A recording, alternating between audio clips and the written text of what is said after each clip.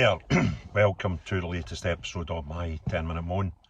And the topic of this 10-minute moan is just looking back at how much of an outrageous summer we had as people who can see the truth in front of them and call it out.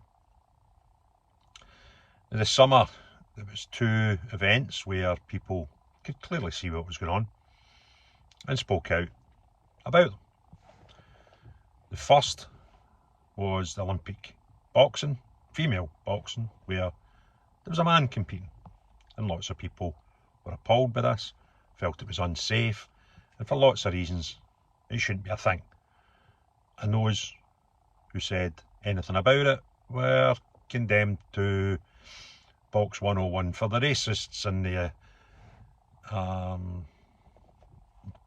transgender phobes and homophobes and all these words were flung at. Oh, they were Islamophobic as well, because the person was from Morocco, although I'm not quite sure of his religious beliefs, but you were Islamophobe for that as well.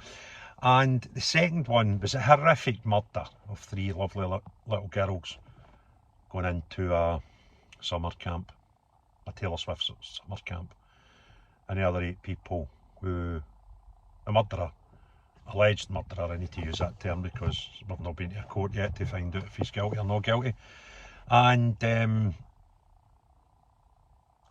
8 attempt murders as well, where people were saying that this guy was Islamic and there was a terror link, and we were told that was not the case. So people like myself who could see that, I called this the terror thing out. For example, on the 1st of August these crimes happened. Excuse my ignorance, it was either 27th or 28th of August, no, 29th? Sorry, 29th of July. So days after these horrific murders, I called it out as a terror act, or it would at least have links to terror. And I wasn't exceptionally clever, I didn't have a crystal ball, I didn't have a source. I just listened to the police. When the police officer in charge thanked the anti-terror police from the northwest of England for helping, and they would be continuing to help in the investigations, and that was a couple of days after the murder. And I'd said at the time that if this wasn't a terror thing and the anti-terror mob had looked at it, they wouldn't have taken long to establish there's no links to terror. They'd have been away catching terrorists, because that's what the anti-terror groups do. So it made it very easy for me to confidently say that act was linked to terror, or at least the alleged accomplice was linked to terror. So, but people went to jail for saying less, and looking back, I actually found that odd. I mean, I didn't really consider it at the time. I stand by that if I think something's true, I say it. But looking back, I thought, why was I not arrested? Why did I not have my door chapped? Why was I not threatened like many others were for things they were saying online?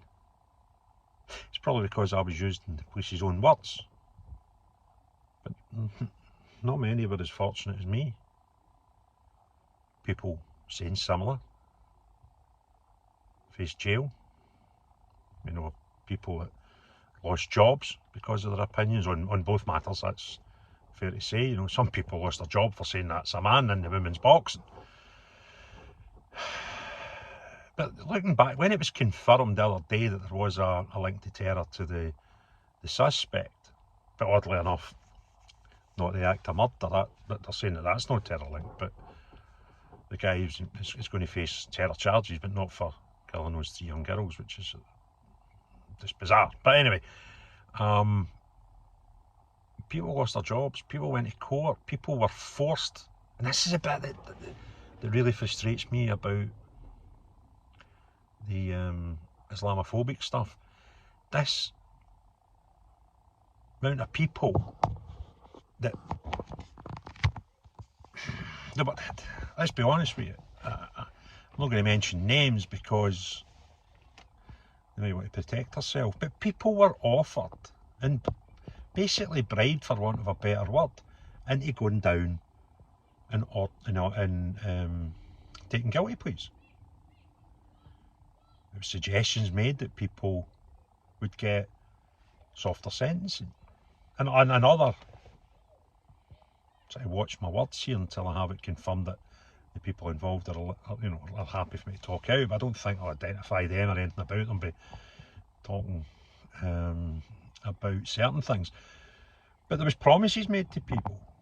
There were people basically bribed into taking guilty verdicts about the Islamic terror links to the murders. And then months later, the public are then allowed, and only then allowed, to know that there was terror links to the accused. But those two people are all in jail now. They're all, one of them horrifically took his own life.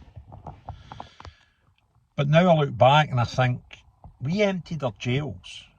We let people out of jail early to make way for a summer full of people that the government wanted to be locked up. And people on the right and right of centre, I'll not be saying far right, because I just don't see it. In fact, pretty bizarre to just say the only people with concerns during the summer were even right of centre. That's possibly also inaccurate. But when you've got people who were definitely not right of centre, who were definitely left of centre, excuse me a second.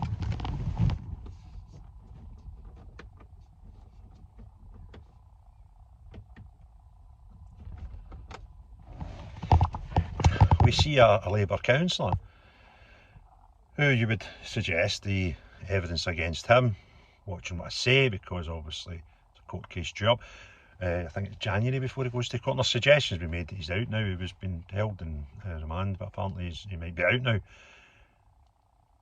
But there seemed to be no such urgency to get him to accept a plea when the evidence against him seemed a bit ridiculously high compared to some others. So there seems to have been this concerted effort to empty jails, to put people away, and then, lo and behold, 3 months later, find out that most of these accusations were actually true. And I found out as well this week that the man who was in the women's box has testicles, XY chromosomes, and hormones the same as me. Yeah, anybody who spoke out and said he was not a woman, he shouldn't be in that category, were despised throughout a lot of our media in certain circles in our communities. And I just find the whole thing bizarre, and particularly the terror link claims that were shouted down and very much quelled in our society.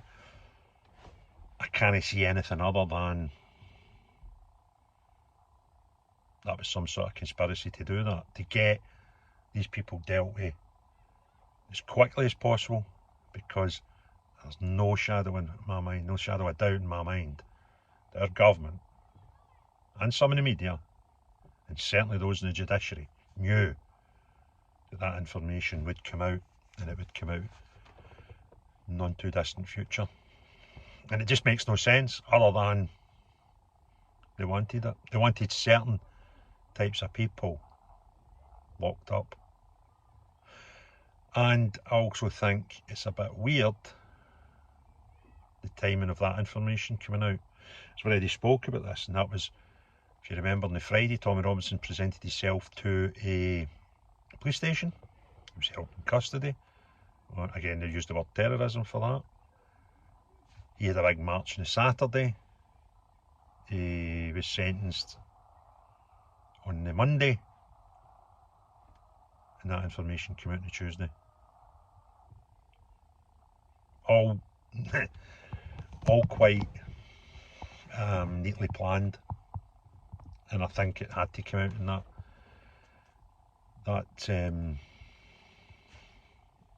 that cycle.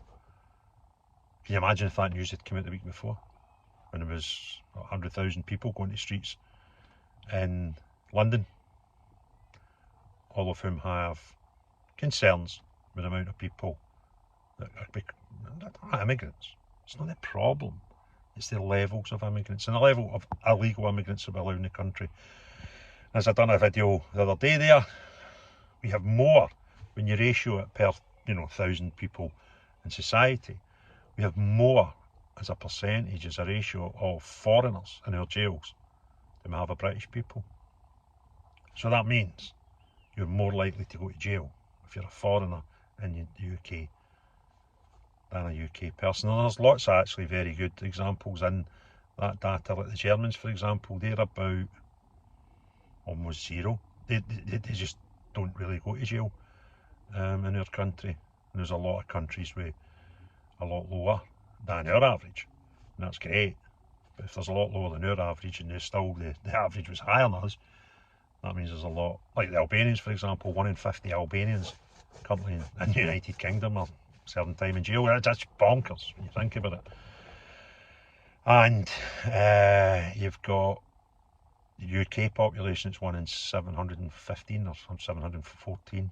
One person for every 700 UK citizens are currently in jail. And it's higher for foreigners. So that's what people are concerned with. They're concerned with the amount of foreigners, not every immigrant, but the volume and the fact of the quality of them. It seems that there's more chance of being breaking laws if you're foreign and UK citizens, so we're attracting the wrong types. And I would like to see, although you'll probably never get to see, the breakdown of the amount of people committing crimes in the UK that are foreign, with two types, with legal immigrants in there and illegal immigrants. I don't think it'd be too shocked and stunned to find the illegal ones are where the problems are. So there we go, just a couple of wee thoughts that I had running through my mind over the last couple of days that I thought I'd just throw into a video, and that is what a hellish summer we've had for people seeking the truth. And one of the most disturbing things is right at the centre of some of the most vicious arrests, etc. to murder of 3 wee girls. And but for the grace of God, it would have been more. So they're still in my thoughts and prayers. If you enjoyed the video, give it a thumbs up. I'm going to need to turn this light on again, right? Which means I'm going to need to turn that one off.